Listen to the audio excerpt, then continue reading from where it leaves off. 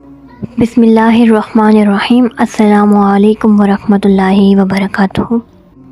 دوستو، سارے جزیرہ عرب میں گنتی کے چند شہر تھے جن میں مکہ اور طائف بہت مشہور تھے۔ ان کے علاوہ ساری آبادی وسیع و عریض صحراؤں میں بکھری ہوئی تھی۔ کہیں کہیں کوئی گاؤں یا قصبہ دکھائی دیتا تھا، اور قبائلی عصبیتوں کے باعث راستے پرامن نہ تھے، اس لیے ایک جگہ سے دوسری جگہ جانا خطرات سے خالی نہ تھا۔ قبائل کے سرداروں نے باہمی مشاورت سے تجارتی منڈیوں کے جگہ جگہ انعقاد کا اہتمام کیا تاکہ تجارت کرنے والے اور صنعت کار اپنی اپنی درآمدات اور مصنوعات کو لے کر وہاں پہنچ جائیں، اور اس علاقے کے گرد و نواح میں آباد لوگ اپنی اپنی ضروریات کی چیزیں وہاں آ کر خرید لیں۔ ان طے شدہ مقامات پر جتنے روز منڈیوں کے انعقاد کا فیصلہ کیا جاتا، اتنا عرصہ لوگوں کو جان و مال کی حفاظت کی ضمانت مل جاتی، یعنی راستے پرامن ہوتے تھے، کوئی شخص کسی کے ساتھ تعارض نہیں کرتا۔ اگر بیٹے یا باپ کا قاتل بھی سامنے آ جاتا تو اس پر ہاتھ نہیں اٹھایا جاتا تھا، اور صحراؤں میں آباد قبائل کے یہ مسلمہ قواعد و ضوابط تھے ہر قیمت پر جن کی پابندی کی جاتی تھی۔ ان ایام میں لوگ دور دراز سے خرید و فروخت اور دیگر مقاصد کے لیے یہاں اکٹھے ہوتے تھے۔ اس اجتماع سے فائدہ اٹھاتے ہوئے شعراء اپنے قصائد اور خطبہ اپنے فصیح و بلیغ خطبات سے لوگوں کو محفوظ کرتے۔ اس سے عوام کے ادبی ذوق کی آبیاری کے ساتھ ساتھ لوگ اپنے وطن کی شعراء اور خطبات سے متعارف ہوتے۔ ان کی قادر الکلامی اور فصاحت و بلاغت پر ان کی تحسین کی جاتی اور علاقائی سطح پر وہ اہل فن مشہور ہو جاتے۔ ویسے تو عرب کے متعدد مقامات پر یہ میلے منعقد ہوتے، لیکن عکاظ، ذو المجاز اور مجنہ کی ان تین تجارتی منڈیوں کو مرکزی اہمیت حاصل تھی۔ اس کی ایک وجہ تو ان کا محل وقوع تھا۔ یہ تینوں مقامات مکہ مکرمہ سے زیادہ دور نہ تھے، نیز ان کی تاریخیں بھی ایسی تھی جو فریضہ حج کی ادائیگی کے لیے آنے والے تمام زائرین کے واسطے بڑی آرام دہ تھی۔ فریضہ حج کی ادائیگی کے لیے تو انہیں مکہ آنا ہی پڑتا تھا، اسی ایک سفر میں وہ ان منڈیوں میں بآسانی شرکت کر سکتے، بیچنے والے اپنا سامان بیچا کرتے اور ضرورت مند اپنی ضرورت کی اشیاء خریدا کرتے۔ ان اجتماعات سے فائدہ اٹھائے ہوئے ادبی اور ثقافتی محفلیں بھی منعقد کی جاتی۔ دوستو، یاقوت حموی اپنی کتاب میں ان تینوں تجارتی منڈیوں کے بارے میں لفظ عکاظ کے عنوان کے نیچے رقم طراز ہیں۔ سہیلی سے مروی ہے کہ عرب جب عکاظ کی منڈی میں جمع ہوتے تو وہاں ایک دوسرے پر اپنی بڑائی کا اظہار کرتے۔ اس لیے جب کوئی شخص کسی کے ساتھ بڑائی کا مظاہرہ کرے اور اس سے اس کو مغلوب کر دے تو عرب کہتے ہیں عکظ الرجل صاحبہ۔ اسی مناسبت سے اس کا نام عکاظ رکھا گیا۔ عکاظ زمانہ جاہلیت میں عربوں کی تجارتی منڈیوں میں سے ایک منڈی کا نام ہے۔ عرب کے قبیلے ہر سال عکاظ میں جمع ہوتے اور ایک دوسرے پر اپنی بڑائی کا اظہار کرتے، اور ان اجتماعات میں ان کے شعراء بھی شرکت کرتے اور لوگوں کو اپنا تازہ کلام سناتے اور پھر منتشر ہو جاتے۔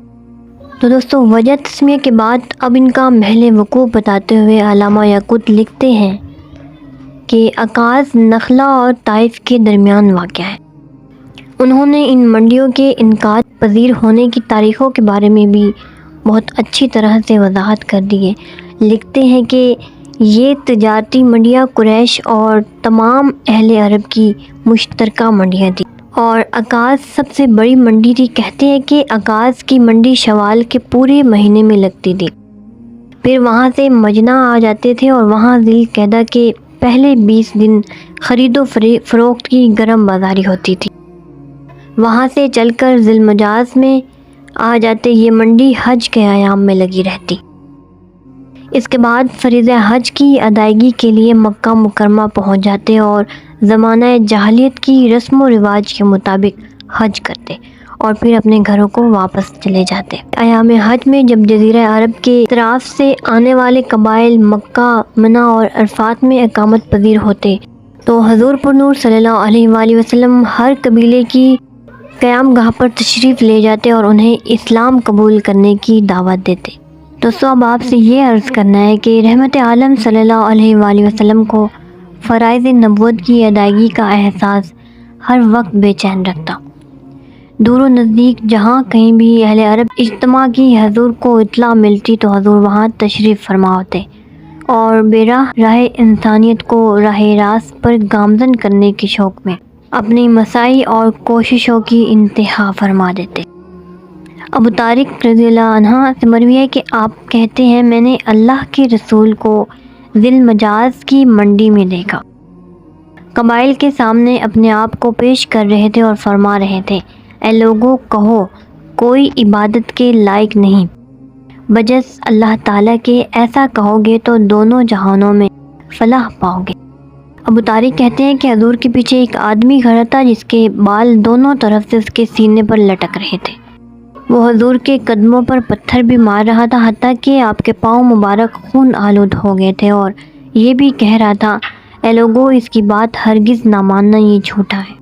تو وہ عرض کرتے ہیں کہ میں نے اپنے والد سے پوچھا یہ کون شخص ہے؟ انہوں نے بتایا کہ یہ شخص ان کا چچا ہے، اس کا نام عبداللہ اور کنیت ابو لہب ہے۔ اسی طرح یہ روایت جو میں نے آپ لوگوں کو بتائی ہے امام بہقی نے کنانہ کے شخص سے بھی روایت کیا ہے۔ امام بخاری نے اپنی تاریخ میں اور طبرانی نے کبیر میں مدرک بن منیب العامری سے اپنے باپ اور دادا کے واسطے سے یہ روایت نقل کی ہے کہ مدرک نے کہا کہ میں نے زمانہ جاہلیت میں رسول صلی اللہ علیہ وآلہ وسلم کو دیکھا کہ حضور فرما رہے تھے اے لوگوں کہو لا الہ الا اللہ، دونوں جہانوں میں نجات پا جاؤ گے۔ یہ سن کر کسی نے حضور کے رخ انور پر تھوکنا شروع کر دیا، کسی نے مٹھی میں مٹی بھر کر اس پیکر نور پر پھینکنی شروع کر دی اور بعض گالیاں بکنے لگے۔ یہ سلسلہ جاری رہا یہاں تک کہ دوپہر ہوگی، بچی پانی کا پیالہ لے آئے۔ حضور نے اپنے رخ انور کو اور اپنے مبارک ہاتھوں کو دھویا اور فرمایا اے میری بیٹی اپنے باپ کے بارے میں یہ اندیشہ مت کرو کہ اس کو کوئی مغلوب کر لے گا یا کوئی رسوا کرے گا۔ میں نے پوچھا یہ بچی کون ہے؟ لوگوں نے بتایا کہ اللہ کے پیارے رسول کی بیٹی ہے جس کا نام زینب ہے۔ علامہ ابن کثیر موسیٰ بن عقبہ سے روایت نقل کرتے ہیں کہ رسول صلی اللہ علیہ وآلہ وسلم سال ہر سال ہر حج کے موقع پر دور دراز سے آئے ہوئے قبائل عرب کے سامنے اپنی دعوت پیش کرتے اور ہر قبیلے کے رئیس اور شریف آدمی سے گفتگو فرماتے۔ حضور کے ارشاد کا خلاصہ یہ ہے کہ حضور صلی اللہ علیہ وآلہ وسلم رئیسوں اور شرفا کو فرماتے میں تم میں سے کسی کو کسی چیز پر ایمان لانے پر مجبور نہیں کرتا، جو دعوت میں دیتا ہوں جس کو وہ پسند آ جائے بے شک اسے قبول کر لے، اور جسے پسند نہ آئے میں اسے مجبور نہیں کروں گا کہ وہ ضرور میری دعوت پر ایمان لائے۔ میں تو یہ چاہتا ہوں کہ مشرکین میرے قتل کے جو منصوبے بنا رہے ہیں ان سے میرا دفاع کرو یہاں تک کہ میں اپنے رب کا پیغام اس کے بندوں تک پہنچا دوں، یہاں تک کہ اللہ تعالیٰ میرے بارے میں اور میرے ساتھیوں کے بارے میں جو چاہے فیصلہ فرمائے۔ دوستو علامہ ابن کثیر لکھتے ہیں کہ دعوت کا یہ سلسلہ سالہ سال تک جاری رہا لیکن ان قبائل میں سے کوئی بھی ایمان نہ لایا۔ وہ یہ کہتے ہیں کہ اس شخص کی قوم اس کو ہم سے زیادہ جانتی ہے، تم کیا سمجھتے ہو کہ وہ شخص ہماری اصلاح کر سکتا ہے جس نے اپنی قوم کو فتنہ فساد میں مبتلا کر دیا ہے اور انہوں نے اسے نظر انداز کر دیا ہے۔ ان ظاہری ناکامیوں کے باوجود دشمنوں کی اظہار آسانیوں اور گری ہوئی حرکتوں کے باوصف حضور اپنے فریضہ رسالت کی ادائیگی میں کوتاہی کے ذرا روادار نہ ہوئے، بلکہ یوں معلوم ہوتا تھا کہ عزم میں مزید پختگی آ گئی ہے۔ ادائے فرض کا احساس پہلے سے بھی زیادہ شدت اختیار کر گیا ہے اور اپنے مالک حقیقی کے نام کو بلند کرنے کا شوق مزید بڑھتا جا رہا ہے۔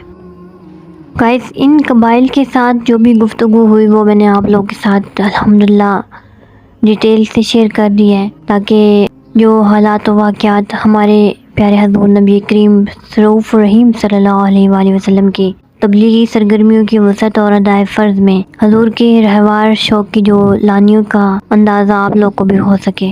باقی اللہ تعالی ہم سب کو اپنے ہادی برحق صلی اللہ علیہ وآلہ وسلم کے نقوش پاک کو خضر راہ بنانے کی توفیق عطا فرمائے، آمین۔ گائز اس ویڈیو کے بارے میں اپنی رائے کا اظہار مجھے ضرور دیجیے گا، اور انشاءاللہ ایک نئی ویڈیو میں ایک نئی ٹاپک کے ساتھ پھر آپ لوگ کی خدمت میں حاضر ہوں گی۔ اور جو نیو آئے ہیں اس چینل پر وہ چینل کو سبسکرائب کرنا مت بھولیں اور سپورٹ کرتے رہیں، دعاؤں میں یاد رکھیے گا۔ تھینک یو سو مچ، اللہ حافظ۔